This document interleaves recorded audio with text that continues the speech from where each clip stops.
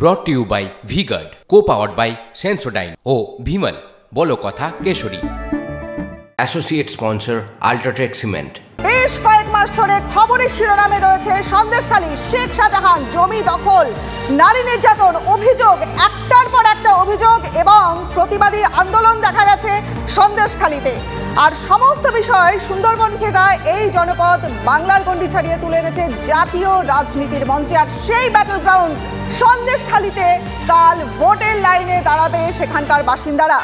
বসিরহাট লোকসভার অন্তর্গত সন্দেশখালীর দুটি ব্লক, এই কেন্দ্রে তৃণমূল এবার প্রার্থী বদল করেছে। আর শাসক দলের প্রার্থী হয়েছেন বসিরহাটেরই প্রাক্তন সাংসদ এবং বর্তমানে তৃণমূল বিধায়ক হাজী নুরুল ইসলাম। আর উল্টো দিকে বিজেপির প্রার্থী হয়েছেন কে?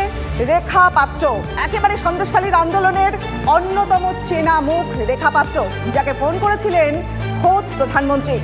বসিরহাটে জোটের তরফে সিপিএম প্রার্থী করেছে সন্দেশখালীর প্রাক্তন বিধায়ক নিরাপদ সর্দারকে। ফলে টক্কর কিন্তু এবার জোরদার হবে। একদিকে হাজী নুরুল ইসলাম, তারপর রেখা পাত্র এবং নিরাপদ সর্দার।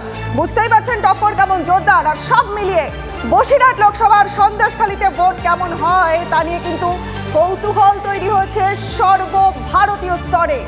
বসিরহাটে মোট বুথ রয়েছে 1882। ঠিক বসিরহাটের কি ছবি, সন্দেশখালীতে কি হতে চলেছে, সন্দেশখালীর কি পরিস্থিতি, শুনবো আমাদের প্রতিনিধি অর্ণব ব্রহ্মর কাছ থেকে। অর্ণব, দেখো এখনো পর্যন্ত যে খবরটা আমাদের কাছে উঠে আসে সেটা হচ্ছে সন্দেশখালী যেহেতু এই মুহূর্তে সব থেকে একটা বড়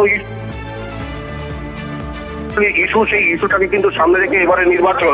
সুতরাং এই নির্বাচন অত্যন্ত তাৎপর্যপূর্ণ রাজনৈতিক ভাবে এবং ইতিমধ্যে আমরা দেখছি প্রায়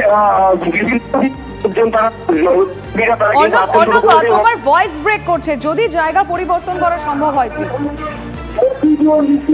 এই মুহূর্তে যা পরিস্থিতি তাতে দেখতে পাচ্ছি যে সন্দেশখালীর ইস্যুটা যেহেতু এই মুহূর্তে সব থেকে বড় ইস্যু এবং তার মধ্যে দাঁড়িয়ে যে সন্দেশখালী থেকে একাধিক মানুষজন তারা বিভিন্ন সময় বিভিন্নভাবে রাজনৈতিক মতপার্থক্য উঠে এসছে, সেই জায়গা থেকে দাঁড়িয়ে আজ এইবারে 2024-এর লোকসভা নির্বাচন রাজনৈতিকভাবে অত্যন্ত তাৎপর্যপূর্ণ। তবে সাধারণ ভোটাররা তারা কিন্তু রীতিমতন কিন্তু এই মুহূর্তে, কারণ সাধারণ ভোটাররা বলছে যে গত বিধানসভা নির্বাচন থেকে শুরু করে পঞ্চায়েত নির্বাচন তারা কিন্তু ভোট দিতে পারেনি, শাসক দলের বিরুদ্ধে কিন্তু একাধিক ক্ষোভ উগড়ে দিচ্ছে। সেই জায়গার ক্ষেত্রে দাঁড়িয়ে সন্দেশখালী এবারে যেভাবে বিজেপি সামনে থেকে লড়াই করেছে সেই জায়গার ক্ষেত্রে সাধারণ ভোটাররা কি ভোট দিতে পারবে, সন্দেশখালী বাসিন্দাদের তরফ থেকে কিন্তু এমনটাই উঠে আসছে। এবং এর পাশাপাশি বসিরহাট দক্ষিণ থেকে শুরু করে যেহেতু 7টা বিধানসভা রয়েছে, সেই 7টা বিধানসভার মধ্যে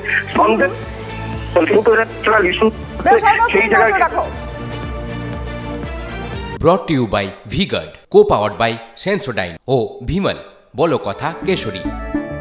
অ্যাসোসিয়েট স্পন্সর আল্ট্রাটেক সিমেন্ট।